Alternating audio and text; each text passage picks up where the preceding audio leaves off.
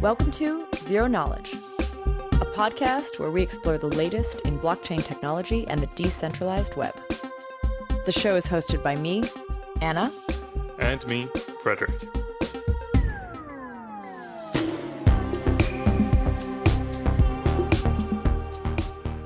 In this episode, we sit down with Kevin Owocki from GetCoin to talk about open source funding through bounties, grants, and building business models around open source software.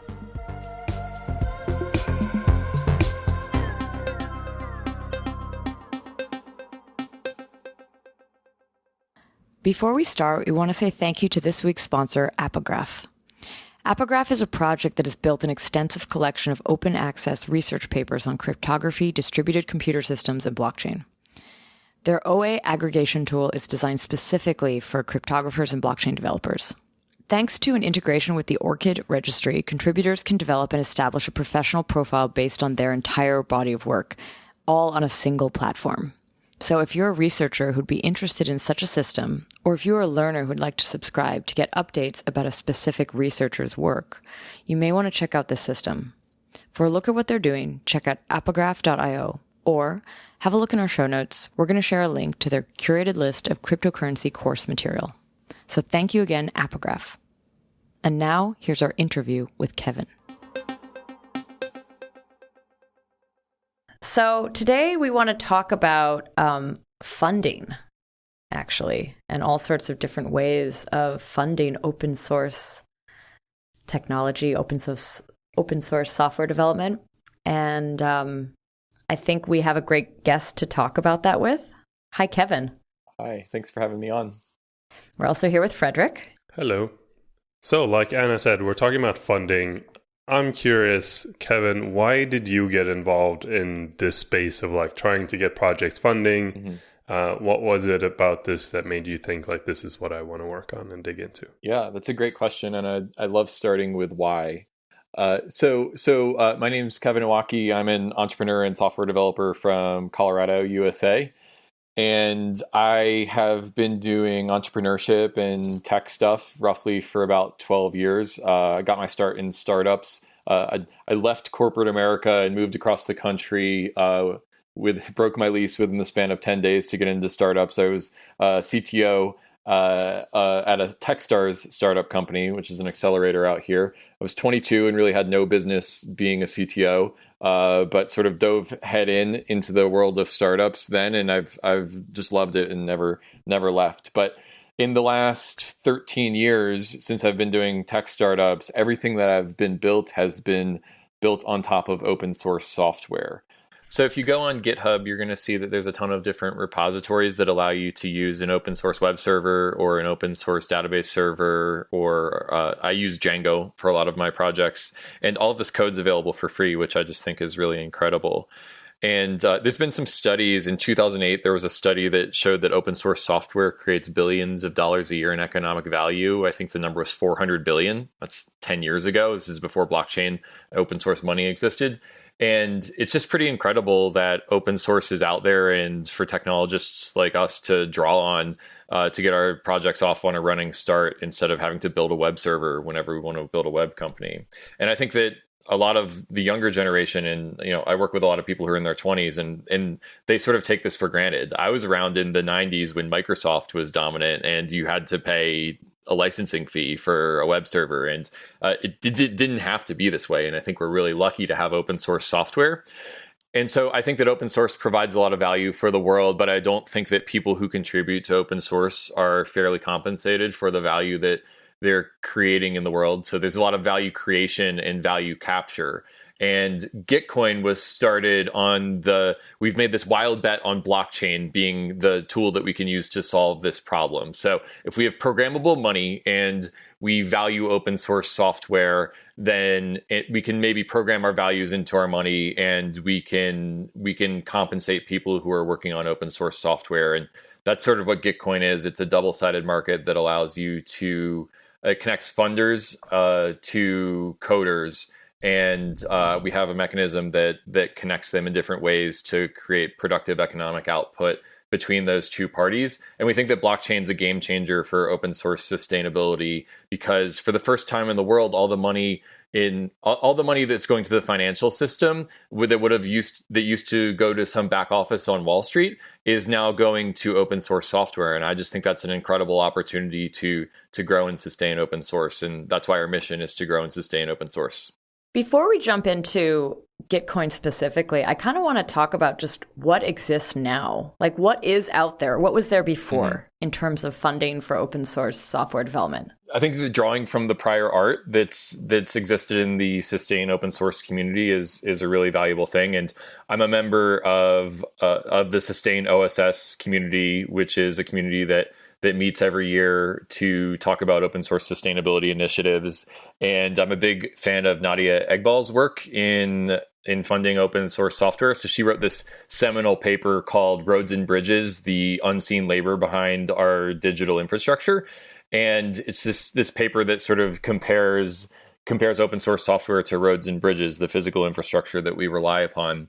And the seminal work that people reference is called Lemonade Stand. If you Google Lemonade Stand, you will see a handy guide to financial support for open source software. So just browsing their table of contents right now, they've got a lot of different opportunities for open source maintainers to monetize their work. Donation buttons, bounties, crowdfunding, selling books and merchandise, selling advertising on top of your work. But the big ones are sort of consulting and just convincing your employer that they should allow you to work 20% of your time on open source software.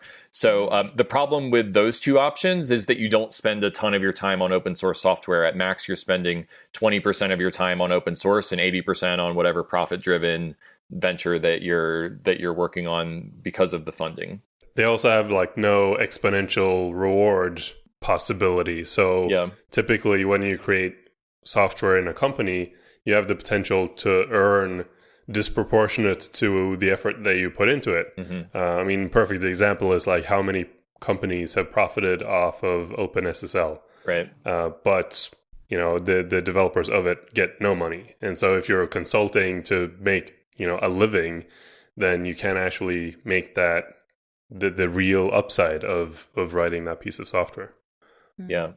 I mean, I guess if people let's go back to just like, if you're a software developer in a company, you're creating code that's then used by a larger entity. You're compensated for that. Sometimes you're also compensated with equity, which could potentially down the line be worth more if the thing is successful. When you go into open source, like, is there any further, I mean, I guess donations is cool, but like, is it not more like when a piece of, like, when something is released, right then there's a lot of excitement about it, but once it becomes standard, do people continue to contribute to those? Yeah, there's certainly a problem when the novelty wears off and people just sort of start to expect your work. And I think that when you look at the open source maintainer life cycle, that's actually a really, really great segue into the problem with the open source maintainer lifecycle, which is you release something new, you put it on Hacker News or on Reddit, or maybe it goes viral on Twitter, and people are saying, "Oh, this is awesome! I'm so glad you did this. I had this idea, but I didn't follow up on it. This is amazing. Thank you for doing this. Here's a $25 donation," or something like that. But then as people start to rely on your software, the conversation becomes, "Hey, I have this bug and I can't figure out what to do. Can you take a look at it?" And then the extreme example is that when more people start to rely on it, they start to become expectant of your time and attention. And remember, this is a maintainer that's doing it for fun and isn't getting a lot of rewards financially, just sort of maybe reputational and network rewards out of doing it. And so when your users start to, from all directions, start to get really expectant of the value that you're providing, it can lead to a lot of burnout for maintainers. And I think that's the part where you can make a rational economic argument where things are getting really self-defeating. If the people who are maintaining this open source infrastructure, maintaining our digital roads and bridges, are getting burnt out and quitting, then that causes a lot of problems in inefficient value creation for the world. And in some cases, you can even see examples of maintainers that have given away access to their repos because they don't want to do it anymore to malicious actors. I think there was a famous NPM hack maybe like 2 months ago where a maintainer was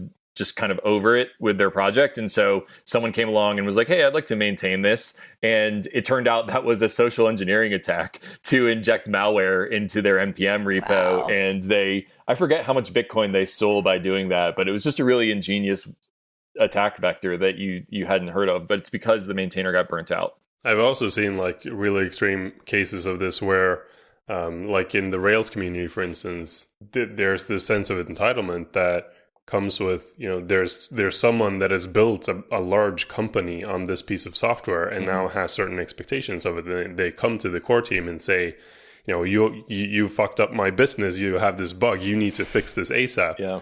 But it's like, well, you built your whole company on top of open source code that no one is actually responsible for. And now you're coming with demands. The equation doesn't really work out. Do you think, though, are there companies that actually do contribute back, like that they maintain? Could the companies that are using this become the maintainers? So yes, the short answer is yes. There is a business model where you sort of become the maintainer of the software, and then you channel the bug and feature requests into a sales pipeline where you sell a services agreement on top of the work that you're doing. And that creates a lot of capture of the development roadmap of the project based off of customer concerns, which I think in most cases is a good thing. Probably in a minority of cases isn't a good thing, but that's one of the models for open source that's working. The problem is that you need quite a lot of scale in order to do it. You need to have the heft of the Linux Foundation or the Apache Foundation, the administrative weight of them in order to make it work, I think.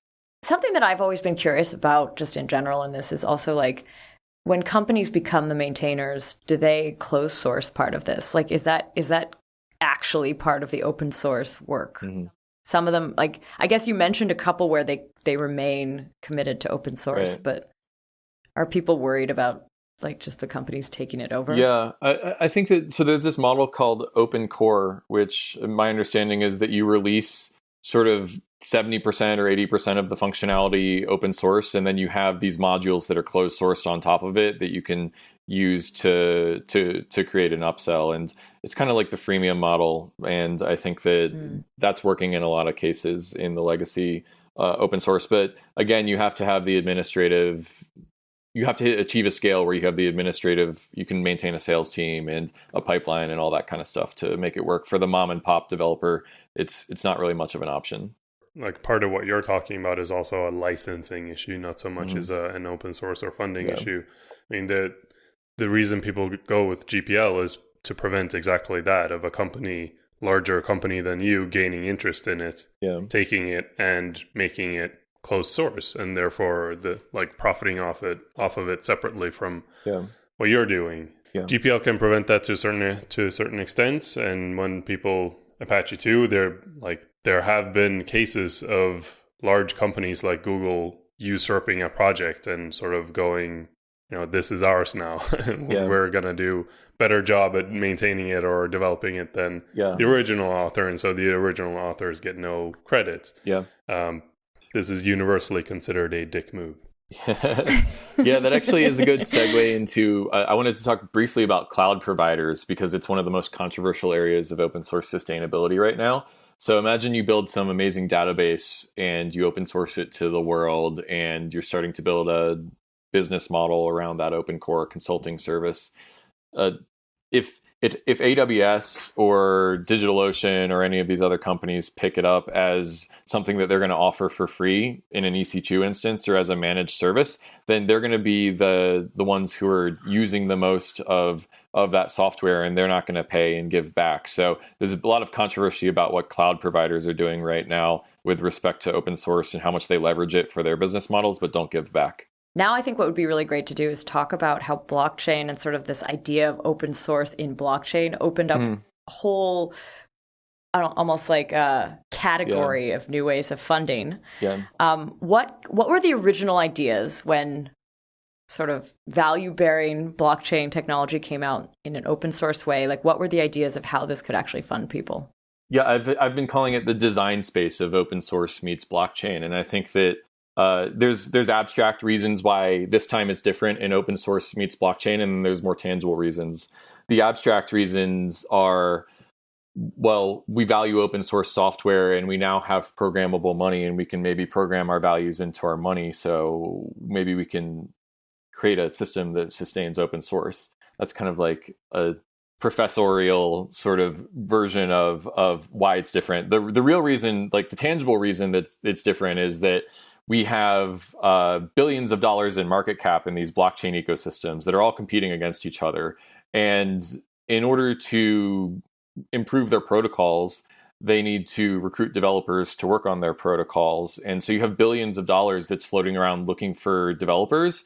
And all of the money that would have gone to some closed source, to some back office on Wall Street in the closed source financial ecosystem is now going to open source software. So it just creates this very culturally different deployment of capital in the blockchain ecosystem than would have existed elsewhere. And the real game changer, I think, for open source is that there's actually funding that is looking for developers, and there's an imbalance of too much funding and not enough software developers that can work on this technology, and it just creates this sea change in leverage for software developers to work on what they want and to work on stuff that they're passionate about. And so we're at GetCoin trying to build the rails of how that capital is going to be deployed. And to actually answer your question, Anna, we started off with bounties, which is a very simple, hey, I have a feature or a bug that I want turned around and I'll give 2 ETH for it, which is about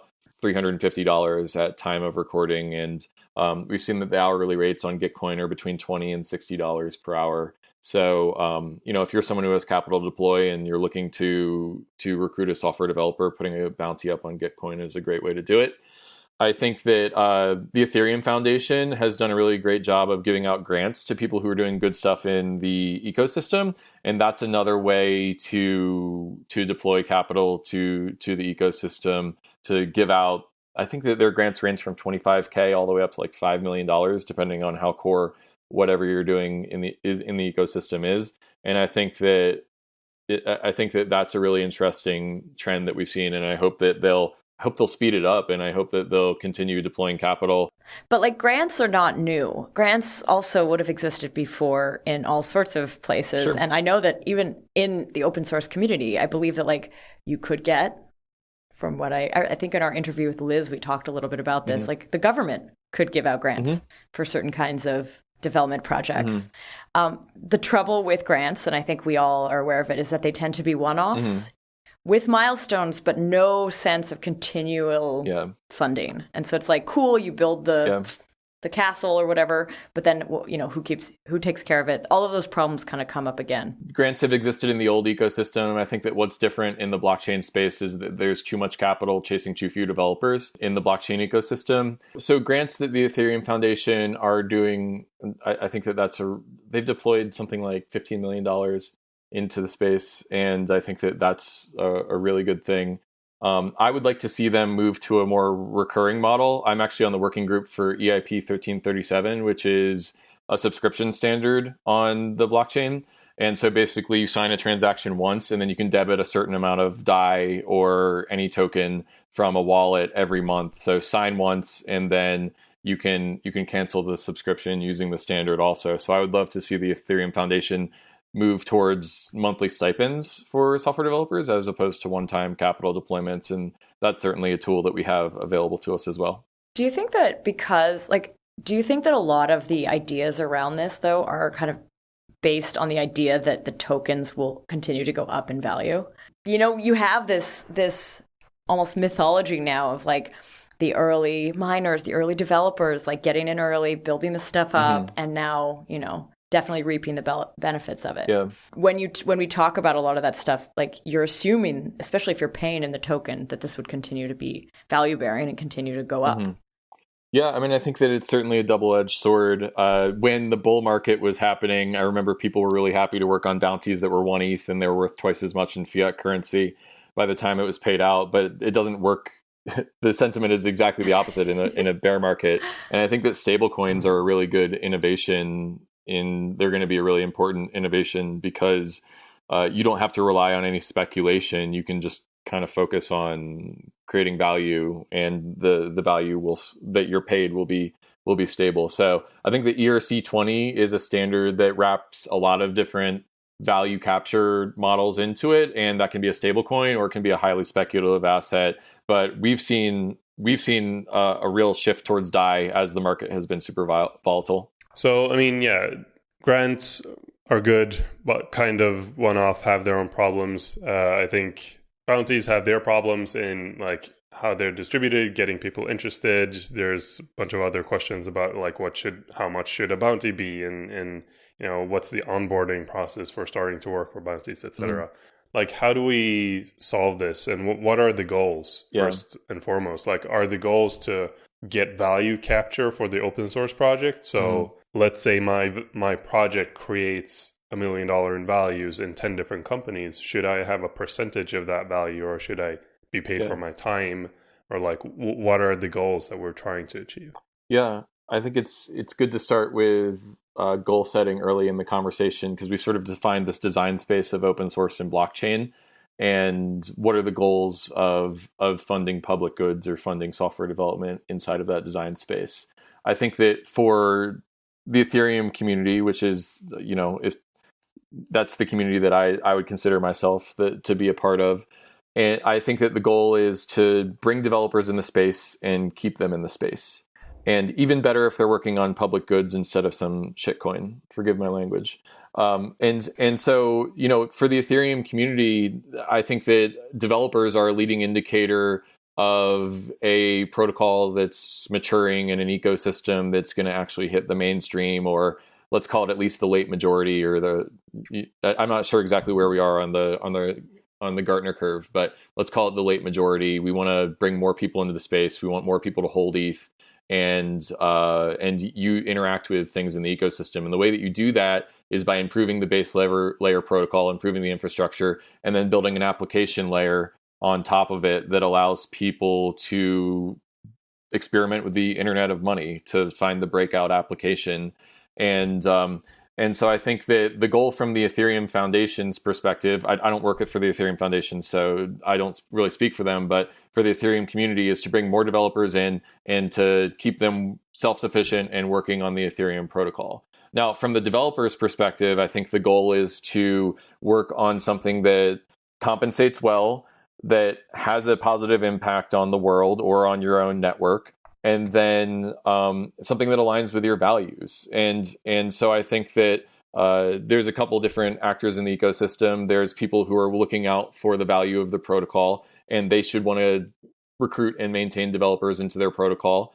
And for the developers, I think that you want to work on things that are fulfilling to you intrinsically, and you want to be able to pay your mortgage and be able to put food on the table for your family. And so I think that those are the goals that I think about when I think about funding public goods. And to your point about equity and upside, I think the more that we can align incentives between the actors, the better. So, you know, you're going to get a certain portion of your salary that's liquidatable, and you're going to use to pay your mortgage in fiat currency. And it's also great if you get a little bit of equity, or I'm using equity in the sort of broadest sense possible. If you're getting a token that allows you to capture the upside in a protocol, I think that's a positive thing also, because it aligns the incentives of the actors.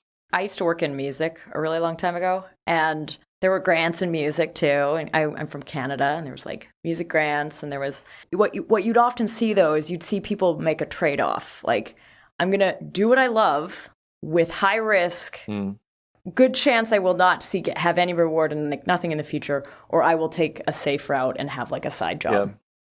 And I think when it came to, I guess maybe the same thing has always been true in open source, but here what you're actually providing is that leveling idea where you could be a maybe part-time or even full-time open source person and still be able to have a decent life. You may not have the home run life. Like, you may not be the rock star, but it's almost like there's a safety net of some sort, or there's something like you can fall back on.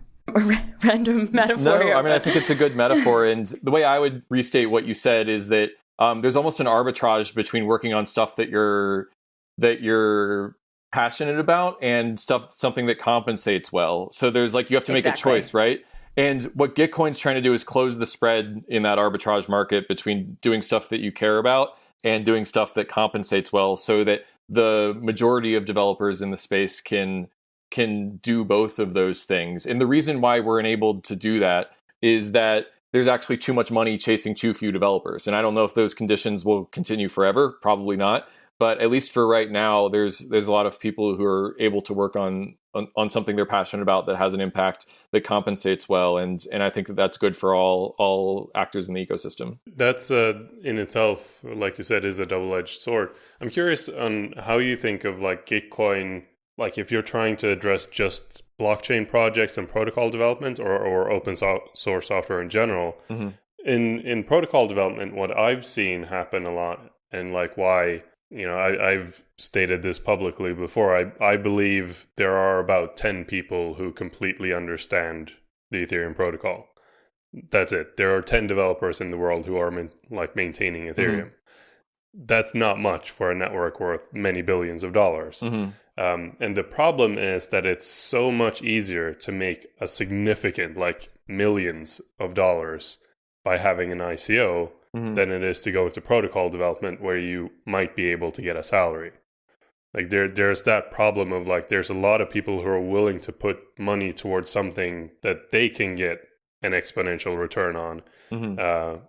But not into protocol development where, because the only return that they could possibly get is Ethereum going up in value, which is much more uncertain. Yeah, I mean, I think that we'll see if the ICO markets bounce back. I think what you said, Frederick, about it's easier to make more money doing ICOs than protocol development was certainly true in 2017. I don't know if that those market conditions will come back, but I think that you're absolutely right. You hit the nail on the head when you said there's probably 10 or a dozen people who completely understand the Ethereum protocol, and there's a truck factor. I mean, or I guess we call it a lottery factor now. Or if those people win the lottery, then are they still going to work on the Ethereum protocol? And I think the more that you can create a crypto economic incentive, or like an economic incentive for more people to first become contributors to Ethereum, and then once you become a contributor, you can be a more active contributor, and then you become a maintainer.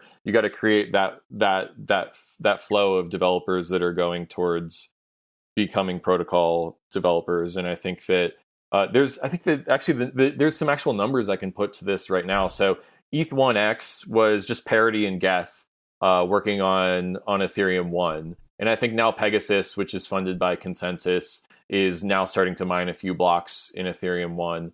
But if you look at Ethereum 2, there's something like 8 or 9 different clients that are bidding to be the Parity and Geth of Ethereum 2. And I think that that's a really promising sign to see that many people who are building the next generation of Ethereum. It makes me feel like there is a business model around doing protocol development in Ethereum, and I hope that those teams see it out to Ethereum 2 actually launching next year or the following year, because the more different clients that you have, then the less there's that truck factor or that lottery factor in development.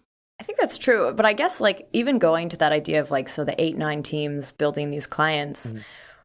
Do you think what will happen is like those that can find ways to continue to fund themselves become those that remain? Because I think going back to that question of funding, whether there's a lot of people who understand it or not, it's like, how do you fund these people? Yeah. Like neither Parity or Geth are actually funded in a business model sense. Like it's not a profitable venture. Parity lives off of grants. Geth does too. So in the end, it's sort of like it's the Ethereum Foundation paying for all of it. Mm-hmm. And that's the same case for these 8 or 9 teams working on ETH2. I'm curious of like, will there be a sustainable funding model, either through like block rewards or through community funding, through things like GitCoin or otherwise? Yeah. So it'll be curious to see. Let's talk about GitCoin, because we have mentioned it a couple times, but I don't know if we've truly gone into like what you are doing. And then maybe we can come back to this question of like how to fund those future clients, because I feel like, sure, at least from what I've seen, there are some clients who've put themselves up like acting, right? I think so. Yeah, for sure. Like ETH one of them. Yeah. So, okay. So let's talk a little bit about GitCoin. Okay. Yeah. Maybe to kick off though, tell us, like, we're curious a little bit about the inception of GitCoin. Sure. So like you mentioned a little bit about your background, but where did you decide this was the thing you were going to work on? Yeah. So I'm a software engineer, and if you go to my GitHub, you'll see a elephant graveyard of different projects that I've worked on. From, I think in 2015, I built an a machine learning crypto trading bot. This is when ETH was at like 80 cents. And I open sourced it and like tried to build an open source distributed hedge fund. That didn't work. I built this plugin called AdBlock to Bitcoin, which basically took AdBlock to ad space and put QR codes that would allow Bitcoin donations in it. And like it got covered by Wired magazine, but then like 3 people ever used it, and publishers didn't want to put Bitcoin ads on their site. So I gave up on that. And basically I was just experimenting with a lot of different things at the intersection of blockchain and trying to build a company, and none of them worked until I tried GitCoin. And I think that I, just by prospecting, by building a lot of stuff, by trying things and throwing them away, discovered that there's this deep need for open source sustainability, and we could challenge the orthodoxy that open source is not valuable, and that blockchain would be a sea change for that. And so tangibly, what I did was I built GitCoin, at least the initial bounties product, in my basement, and I hustled to get an intro to Joe Lubin, and he offered to fund GitCoin. And so that was really an inflection point for GitCoin, because before that, it was just me and my friends using GitCoin. And then once I was funded by Joe, then I could reach out to my like EtherDelta and my crypto and MetaMask and Truffle and have them use GitCoin. So there's just sort of like a social proof associated with who's using the product. And I think without Joe and Consensus believing in me, GitCoin would not exist today. So that's how we got off the ground. Cool. And GitCoin was at first just bounties then. Mm-hmm. Yep. But more recently you have Kudos and you have grants. When did those, and maybe you have something else actually, I'm not sure if we can talk about that after, but how did they get started? Like, when did those first roll out? And what, like, did they need some sort of was there an EIP that needed to pass for that to work? Is that sort of why? Yeah, all good questions. We have lots of rods in the water. But yeah, I mean, we have a culture of experimentation, and luckily we have access to a lot of software developers. Like, we built a lot of these products with bounties, which allows us to innovate pretty fast. But so yeah, if you think about the open source contributor lifecycle, 99% of people are users of open source software. Let's call it 1% are contributors to open source software, and then 0.1% are maintainers of open source software. And so bounties are great for making more people contributors to open source software, but it doesn't really work for maintainers, because if you're a maintainer, you want stable income, and it's more about that long persistent income. And so it was sort of this insight that bounties were just a limited way to engage the market that caused us to build a few different products that we think better usher people along that open source contributor lifecycle. So instead of 99% of people being users of open source, we think it'd be great if we could create, 10% of those people becoming contributors to open source, and we provide an incentive to move along that life cycle, and that's what our product suite is meant to do. So GetCoin Grants is, I think, the one that I'll start talking about. So GetCoin Grants is a decentralized crowdfunding platform that you can use to fund your work in open source software. It's built off of EIP 1337, which is the subscription standard for Aetherium. And so basically the way that works is that if you want to fund your project on GetCoin Grants, you can contribute 10 DAI or 100 DAI every month or every week on a recurring basis. And the recurring nature of those payments allows people to build a groundswell of funding that hopefully they'll be able to quit their job and just work on open source software because they are funded by the internet. And so our KPI is how many lives can we change by providing recurring funding through GetCoin Grants. And so GetCoin Grants is aimed at maintainers, whereas Bounties, I think, is aimed at contributors. And so they complement each other super, super nicely. But I think we've done GetCoin Grants launched in January of 2019, and since then we've done almost 200K in value transfer. So we're not at the point where people can really quit their jobs yet and just work for GetCoin Grants, but the slope is up and to the right. And I would be tickled pink if this summer we had someone who quit their job and was just working on their project full time because we were able to facilitate funding for them. So actually, this podcast, Zero Knowledge, has a grant out. I think we've mentioned it before on the podcast. We'll put the link in the show notes if anyone wants to check it out. Back to the question of what your focus is. Like, do you distinguish between general open source software, protocol development, Ethereum stuff? Are you focusing on Ethereum stuff now as a, getting started thing and then hoping to expand? Like, where's your mind with that? Yeah. So our stated mission, what rallies the network together, is the mission of growing and sustaining open source. So there's nothing about Ethereum or blockchain in that mission. I think that Ethereum and blockchain is a really great place to start, to have a beachhead for funding open source software. And I think that if and when we beat the boss of funding open source public goods, we'll move on to the final boss, which is funding the broader open source ecosystem. I think that we view blockchain as a useful place to start, but if we can get enough momentum, we'd love to roll into funding the wider open source community. We talked a little bit about the grants, but I also know that there's something called Kudos, and I'm guessing this is like after the fact, saying like, cool, I like what you're doing. Is this like donations kind of? No, not really. Kudos are basically giving a high five to someone over the internet. And the insight was that if you and I were working together in the same office and we just shipped a major milestone, we might go out to lunch or coffee or something and just say like, yeah, we really did this. This is great.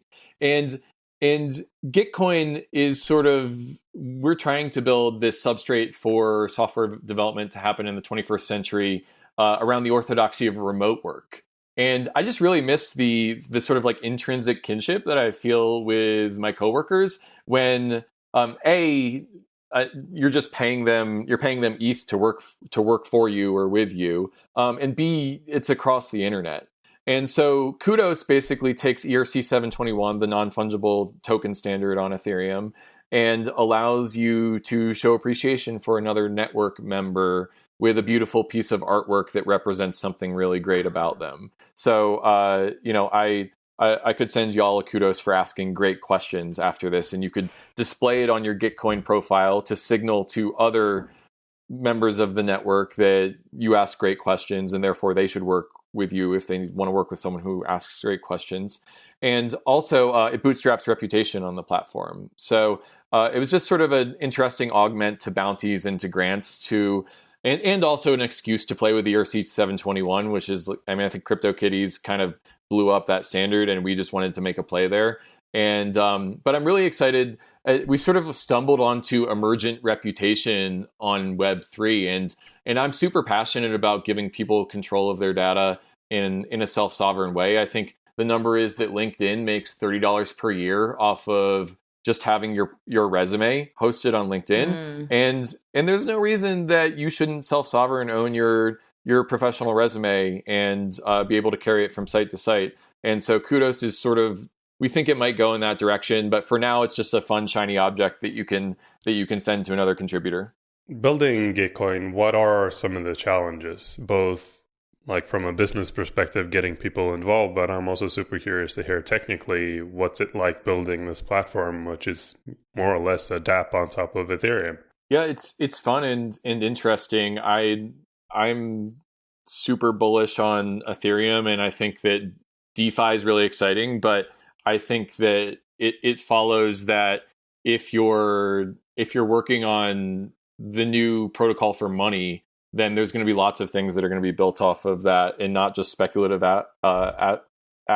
I think that self-sovereign jobs and 21st century jobs is an area that I'm increasingly passionate about, and I hope that those are built on top of Ethereum, because GetCoin gives you access to Western flows of capital if you live in India or if you're a refugee, and I think that getting access to a global labor market is probably really important to many parts of the world. where they don't have a lot of local opportunity. But to tangibly answer your question, GetCoin is built using Gitcoin. So dog food is sort of like rule number one in building all of our different products. So everything that you see is built using Gitcoin bounties or GetCoin grants across the platform. So I think that we're super lucky to not only be a core team of 10 people, but to have a community of 20,000 developers that are rallying around us to help us build our software. And it allows us to iterate a lot faster than I think we would if we didn't build the bounties product first.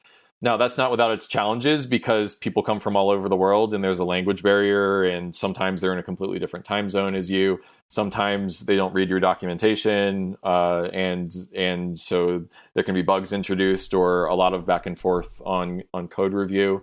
So that's been sort of a challenge, and we've been maturing our documentation and our onboarding flows in order to deal with that. I think the other thing that I'll mention, since you asked me what the challenges of building Gitcoin have been, is non-technical, and it's around business models. So it's sort of meta to be talking about how we fund open source software, and to not mention that Gitcoin itself is on Consensus's payroll, and we're sort of on the benevolent billionaire model of funding open source software. And so we've been trying to build a business around Gitcoin that can be self-sustainable. And that's not without its challenges also, because we never launched an ICO. We didn't build a Gitcoin token. There still is no Gitcoin token. And so how are we going to sustain our team of 10 or 12 software engineers, all of which who are senior software engineers and make market rate salaries? So we've been experimenting with adding a fee to the platform, adding managed services on top of the platform. We have another product that we probably don't have time to go into right now that has a built-in business model, and that's been growing a lot. So I think that just covering our burn is sort of the challenge. That's the next big boss that we're fighting right now. And so the conversations that I'm involved in around business models for open source are for the good of the community, but they're also for the good of Gitcoin. And we're sort of an interesting test case of a dApp that's trying to monetize and pay our dev team salaries without doing an ICO. And I think it'd be pretty dope if we were one of the first companies that was able to do that. So I'm hopeful, and you can expect from me that we'll be transparent and open source about our results and what we learned from doing that, because we think that we're the canary in the coal mine for a lot of the ecosystem. That's cool. I'm curious, because we used Gitcoin bounties at Parity Ethereum for the Parity Ethereum project for a while, but we kind of stopped because we found our onboarding was not good enough. We didn't have the capacity in-house to do the mentoring necessary to bring people in. A lot of flyby contributions. So you would spend 2 weeks mentoring someone and getting them into the code base, get one small bug fix, and then they'd be gone. And it was 10 times more work than fixing the actual bug itself. Yeah. And that's a problem with our code base, with our documentation, with our processes. Mm-hmm. And like you said, you faced similar things initially. How do you fix that? How do you make the onboarding good enough that any random person can walk by and be productive? Yeah, I mean, I think it sort of depends on, treating you as the customer, Parity Ethereum as the customer. I think it sort of depends on what your end game is. I mean, if you just want to get a jolt to your software development, then maybe it's not a fit. But if there's externalities, like you're looking to hire and try before you buy hiring is one way that you want to do it, then I think that that's a different scenario. If you want to engage a wider community of developers and have them rally around your project, then you're not going to do that by just fixing that bug yourself. But the actual tangible answer to your question is that we're thinking about this could be two birds, one stone, fix this problem and fix our business model problem at the same time. So, what if we could engage you for, I don't know, let's call it $30,000 worth of bounties and have some sort of managed bounty component on top of that, where we have someone on our team who will write the documentation for you, who will interview your team and get it all down so that contributors know what to do, who can recommend next steps to you and sort of manage both sides of the market, then I think that could provide a lot of value. And it sort of speaks to how abstract software development is, right? If you're building a marketplace for taxi cabs, then basically if some taxi cab driver takes you from A to B and they're not a creep and they do it quickly and safely, you're going to give them 5 stars. But with software development, I can think that we're going to build a treehouse. You might think that we're building, I don't know, a scooter, because it's so abstract and engineers aren't really good communicators. And so it's easy to talk past each other. So adding a human layer that's able to sort of manage that, I think, is maybe something you'll see from us in the next 6 to 9 months. Interesting. I mean, it's interesting. Like the goal for Parity Ethereum is to onboard more contributors, like long-term contributors, so that eventually Parity, the company, doesn't need to exist for Parity Ethereum, the code base, to thrive. Yeah. But part of that is obviously, like, if Parity, the company, keeps paying for bounties forever, then that's also not, like, we're not making any money off it, so we can't give away money indefinitely. Yeah, I mean, I don't know how we solve the problem of Parity, the company, going away and, people still maintaining the code base. I think that that's sort of like next level of legacy. I think if people are still working on, that's like Satoshi Nakamoto level of project management right there. But yeah. We're sort of discovering the space and trying to create the best practices as we move along, because it's such a new emergent space. And I don't know. After this call, I'll probably follow up and try to sell you managed bounties or something like that, so that we can solve my problem along with your problem. But it's an interesting design space, and I feel super lucky to be working on a project with other software engineers, because that's my tribe, and it's good to help each other. Let's talk about another model that has been sort of proposed or actually exists in another blockchain. That's the idea of founder rewards, or a portion of actually mining rewards being put in a pool and then distributed out.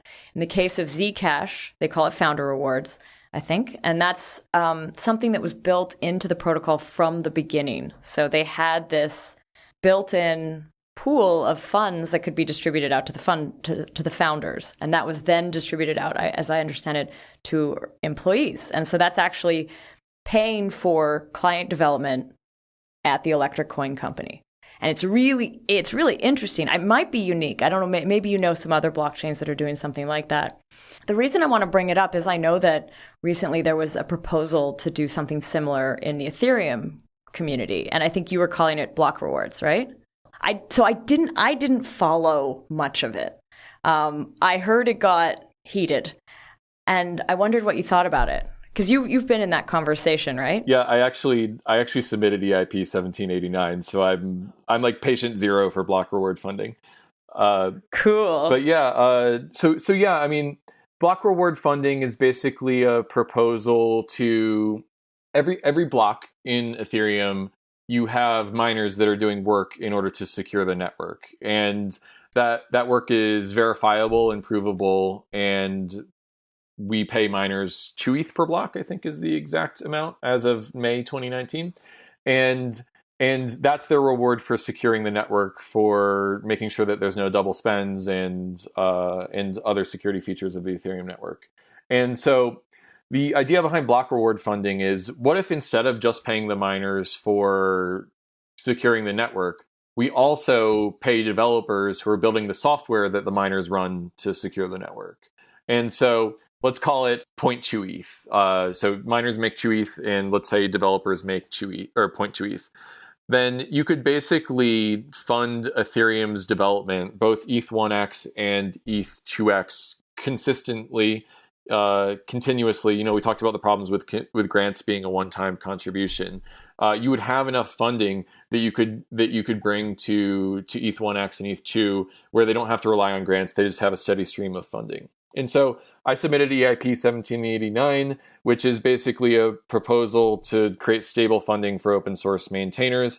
And I sort of layered into that ERC 3 different arguments. So the first argument was, and they were designed to be in a gradient of controversial level. The first is that funding, or ETH1x and ETH2 is important. So that's argument number 1. And then the second argument is donations are not working, and what we're trying right now is not working. And then the third argument is, let's do block reward funding. Block reward funding is the right model, and this is what a block reward funding could look like. And so I knew the EIP was going to be controversial, and that's why I layered that gradient of controversialness into it, because my hope was that at 99.9% of us would agree, yes, ETH 1.x is important. And then we would just kind of like come to blows around whether block rewards are the right model and what would be the specifications of block rewards if we did do it. And I think that it sort of worked.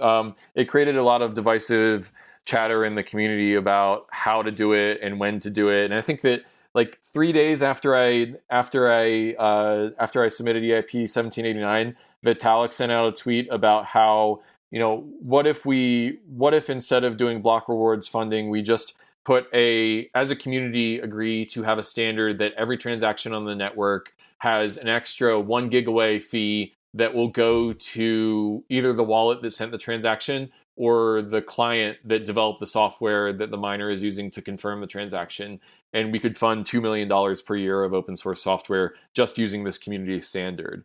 And so the idea was to just sort of create this conversation. What's going on right now is not working. And hopefully the community would come back with a lot of different ideas about how to fund open source software. And I think to that extent, it was a success. Like we stirred the pot and created the conversation. But I don't think that you'll see block rewards on the Ethereum blockchain in the Istanbul hard fork, because that specific proposal has been too controversial to make it past the yardstick of we need to have consensus around this EIP in order to get it into the hard fork. So there's sort of a swirling tornado of ideas and controversy around this idea, but it's a good way to stimulate conversation, I think. I think I actually talked to Zuko over Twitter as well, like a year ago, about, Zcash had this from the start, and they avoided all of the controversy by having it there from the start. Like, this is what you buy into if you buy into Zcash. You buy into the electric coin company getting this much money every block. And so there can't really be, like, you can't complain about Zcash having this. It's been there from day one. And I asked him, like, do you think a blockchain that hasn't had it can introduce it? And he was, oh, yeah, of course he can. I'm of the complete opposite opinion. I think if you haven't had it from day one, there's no way it's getting in. It's just it's a governance problem, and it will never be, like, governance problems will never be resolved. So it's sort of like, yeah, who gets the money? Like, it goes down a very deep rabbit hole. I actually heard that recently maybe he's changed his tune as well after seeing what went on with the block reward idea, because I heard he recently, like in the last month or two, went on stage and said something similar, which is like it would be unlikely to be able to be put in after the fact. So I saw him at Radical Exchange, which is like Glenn Wiles' conference, and he was up on stage, and I went up and I kind of like very meekly said, "Hey Zuko, I heard that Zcash has a block reward funding, and like, what would you say to hypothetically someone who maybe hypothetically wanted to do it on another blockchain?" And he's like, "Oh, hey, Kevin, I saw your proposal. This is what I think you should do." And he was like, "Yeah, we just avoided all the controversy, and there's still this corner of the internet that is full of conspiracy theories and thinks that I'm like swindling the funds or whatever, which is not true. And I don't know how you convince a community to do it. We just put it in from the start. And even then, people forked away and created Z Classic and without the founder's reward. And I don't know how you do it without doing it from the start. But Vitalik actually has a post called On Collusion, which he published a few weeks ago. And there's this quote from it that I really, really love. He says that there's quote, an impossible trade-off between either failing to incentivize legitimate public goods or over-subsidizing plutocracy. So the problem is that miners, you can verify their work and that they're doing good for the network. But since software development is inherently abstract, and since I told you that I wanted a swing set and you built me a tractor, then like we don't actually know if you provided value for the network. And so in that wiggle room of not being able to verify the work that software developers do, there's a lot of worry about subsidizing a plutocracy at layer one of our blockchain, and what would that do to the value of Ethereum if we did that? So I think that you're right, it's an incredibly deep rabbit hole, Frederick, and I don't think I completely appreciated that when I created the conversation with EIP 1789, but we're taking it very seriously right now. And I think that you can expect that if there's another EIP that opens up the Pandora's box around block reward funding again, then it's going to take that design challenge very, very, very seriously. This is a topic that I've thought a lot about. I mean, working on Parity Ethereum, we struggle with this problem every day of like, how do we get money? We're building software. It's used by a majority of miners, and how can we make this work? Obviously, and I actually see, like, I think grants are great but unsustainable. Bounties are great, but for like smaller tasks, and in particular, like the scenarios that I was talking about, where someone comes with like a feature suggestion and like, I really want this for my DApp or for whatever. But as a sort of sustainable core level thing, I think the only thing that really works is either block rewards, but I kind of rule that out just because I don't think it's going to happen. But I think the second best thing is to build in kind of what Vitalik was talking about. Vitalik's specific proposal, I don't think works, just because of the dynamics of nodes distributed in the network and wallets and things.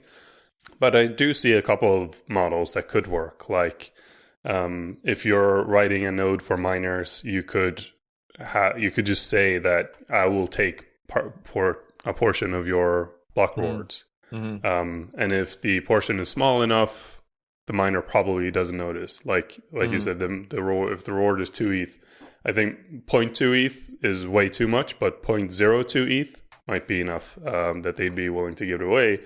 And someone like Parity can completely sustain themselves on, I think, even like 0.1% or 0.5% of the block rewards, and of like the blocks mined with the Parity software. So I think that's an interesting model, but there's actually several other layers as well. Like, we don't have an incentive model around full nodes. We don't have an incentive model around light clients. If you combine those together and say, like, I open a payment channel with a full node and pay per data I request with the light clients, then suddenly, full nodes are being paid, and the health of the network goes up. You could also replace entire systems like Infura with semi-centralized instead of completely centralized solutions where you pay microtransactions to interact with it. So I think there's a lot of like extra protocol design space that's really interesting for kind of micro fees on things. I think what you're pointing to as well is, like, right now, so far throughout this entire episode, we only talked about like software development, but there are other actors in the space that are kind of working altruistically to maintain nodes or what have you. And those are the groups that eventually will also have to find those business models or find some reason to keep doing it. Personally, I believe Ethereum as an experiment will fail if light clients aren't incentivized.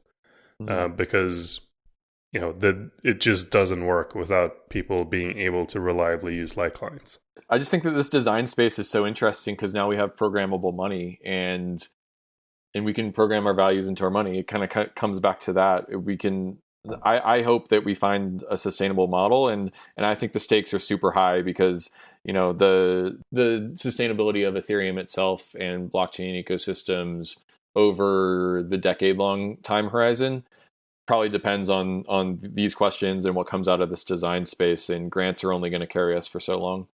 Do you think, in the future, as you're watching these other blockchains being developed and like they're still in research phase, they haven't actually gone live, like, have you been speaking with those groups? I'm speaking specifically of like ETH 2.0 or some of the projects that haven't launched yet. Have you spoken to them about trying to get something like that in right off the bat? Yeah.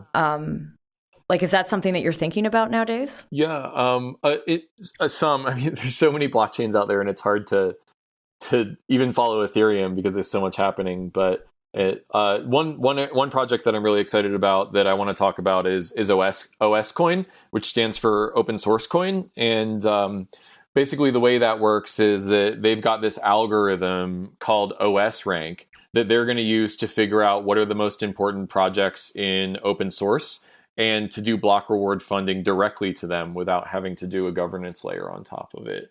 And the way OS rank works is that they use a modified version of PageRank to figure out which projects are important. So PageRank, as you know, takes a look at the web and uses links as metadata to figure out which sites are more influential than others because of the linking structure of the web. And so OS rank does the same thing with dependencies and references and open source projects to each other. So you can basically game out using that the OS rank algorithm, which are the most important and influential projects in open source. And as I understand it, LA and Alexis, if you're listening to this, I don't want to misrepresent your project, but they would algorithmically figure out which projects are the most important with OS rank and airdrop rewards to them using something called OSCoin. And so I think that that's a really interesting model, and I'm hoping that they're really successful, because it could be, depending on how the network values or the market values their network, it could be millions of dollars supporting open source software. And so that's just one small example of what can be created in this design space around programmable money. Yeah, we've had them on the show. We had them on the show, like, I think almost a year ago. So I think it's great that you mentioned the project again. You might have even like updated us a little bit on what they're working on. Yes. But yeah, I guess in that case, like what you just described, that is a group that is actually, they've built it in to their protocol, that there's this ability to fund. Yeah, I mean, it's the entire purpose of the protocol, which I think is cool. To me, it feels like more projects that I talk to, they fall into one of two categories. They're trying to build a Bitcoin-like system where it's published and then it's done. Like, we're not changing anything anymore after it's published. Or they take the view of, like, this is a living protocol. It needs development, and therefore they're thinking of some way of funding it, either through fees or block rewards or some other structure. But I think there is I should say there is one plausible shot we have of getting block rewards into Ethereum, and that is if it's built into Ethereum 2 from scratch.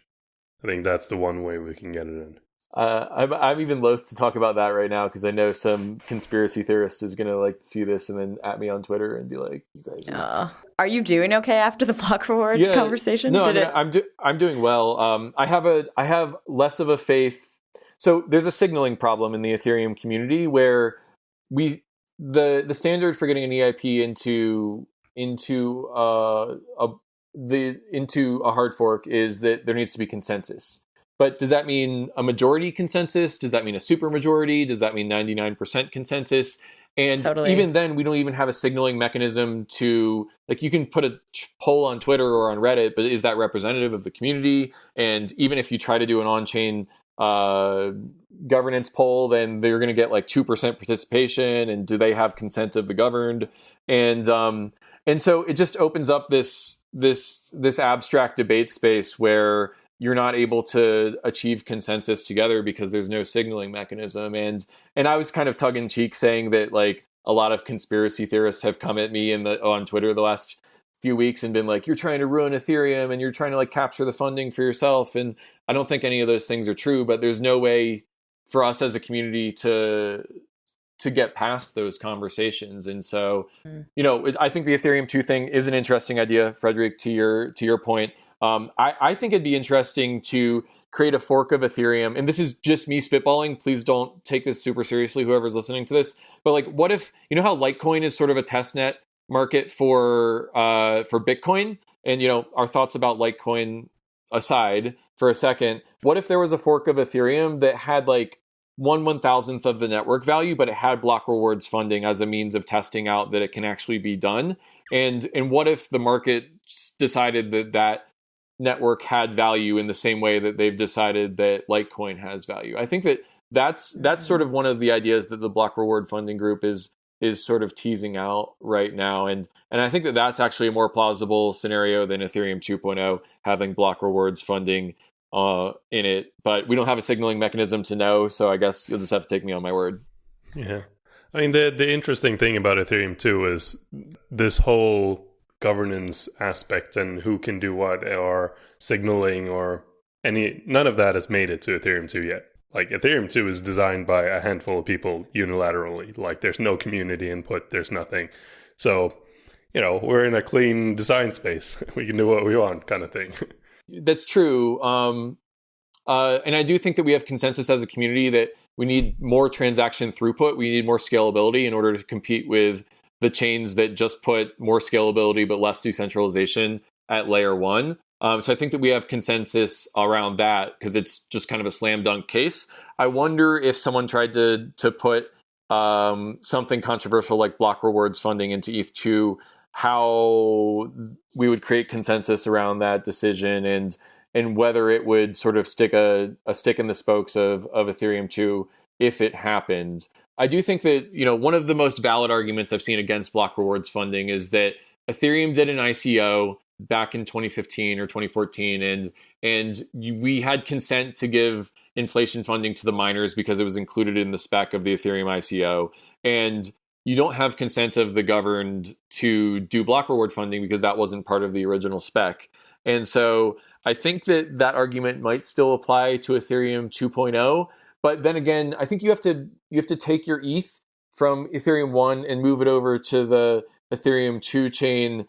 And so maybe there's some sort of like consent that you're doing as you change from ETH into Beacon ETH in that scenario. But I don't know. Also, you're moving away from miners to validators, and so there's already a big shift. That's super interesting point, Anna, because like a miner, if they're getting less of their block rewards, then they have less money to pay for their equipment and their electricity fees.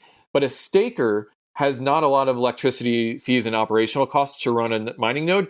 And because they're staking, they're incentivized to have a long time preference to see the value of ETH increase. And therefore, they should be aligned with having software development be really well funded in the Ethereum community. And so I think that there is sort of a sea change in the incentives of the actors of the network in this scenario. But I don't know if we can create a super majority of consensus in the community around that. But I think, like you say, you don't necessarily have to. Those who don't want to use ETH2 can stay on ETH1. ETH1, in my estimate, will continue to live forever. So, ETH2 will be those who like the concept of ETH2 and what it does. So I don't know. I think, it is an interesting thing. Like, as we get closer to actually shipping anything on ETH2, the community will get more involved and will start looking at these things. I mean, that's the same thing before any hard fork. Like when the EIPs are discussed and looked at and decided on, almost no one is involved. But then like 2 weeks before the hard fork, everyone goes through the list and it's like, oh shit, I don't want this. Yeah, I didn't know ProgPal was in. Yeah.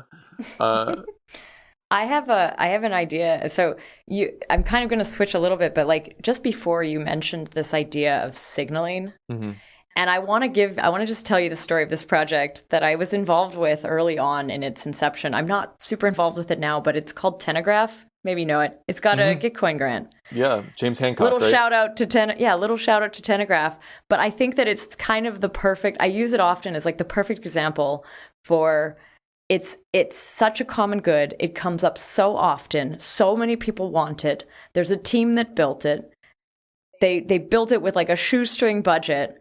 They built it, they put it out there, and then they run into the same problem of funding. And it's exactly what, like kind of to circle back to what you're describing. It's like, I think what you guys are doing at GetCoin is super important. I know that they have the grant and that's super great. But I think you see that happening over and over again. You're like, we want to make changes to help fund the ecosystem. Cool. We don't know who wants what, where in order to do it. So we need signals. Cool. And then you're like, how do you fund signals? And you're kind of back to square one. Yeah. So yeah, I mean, what I would do in that scenario, I think that there is bootstrapping funding around grants and consensus funds us and hopefully that will provide enough liftoff for a project like that to get off the ground.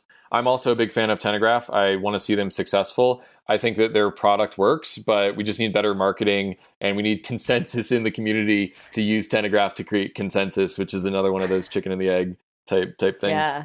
Kevin, do you have anything else that you want to share before we sign off? You mentioned this other project. Maybe you can't talk too much about it, but is it live? Oh, yeah, I can talk about it. So CodeFund is another project in the GitCoin umbrella. And basically the way it works is that if you're an open source maintainer and you have a big audience, as many open source maintainers who are successful do, it allows you to put ads on your GitHub repo or your web presence for that platform. And basically, it's an ethical advertising platform. So we're challenging the orthodoxy that ads have to track you to the end of the earth in order to be profitable. And the reason why that's important for software developers is that software maintainers are some of the most sophisticated actors on the internet, and they typically don't want to sell out their audience to Google or to Facebook in order to fund their software development. So we just provide them a non-obtrusive option to monetize their audience without selling them out.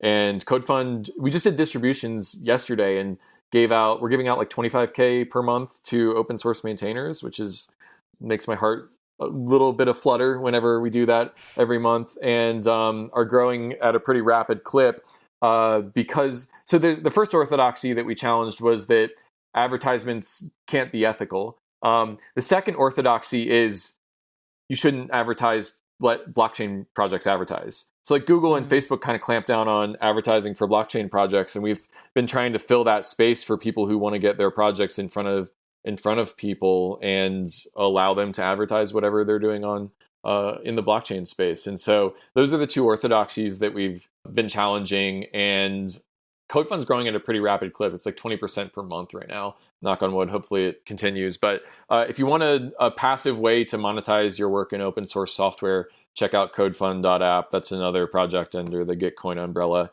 And again, zooming out, it's just all about creating an incentive for users to become contributors of open source, to become maintainers of open source. It serves maintainers. I think it's a great vision. Yeah, thanks. And hopefully it's not just a vision that is like a poo-poo thing. Hopefully it's something that will come to fruition, and not only will employ a lot of software developers in the space, but will increase the network value of Ethereum by doing that. Cool. Thanks, Kevin, for joining us for this conversation. It was very wide-ranging. We covered a lot of funding questions. Thanks for being on the show. Thank you very much. Yeah, thanks so much for having me. Very quickly, I'd just like to say that round 3 of GetCoin Grants is launching soon. So if you're looking for an excuse to contribute to the Zero Knowledge Podcast Grant or Telegraph or any of your other favorite projects, check us out at gitcoin.co/grants. Very cool. To our listeners, thanks for listening. Thanks for listening.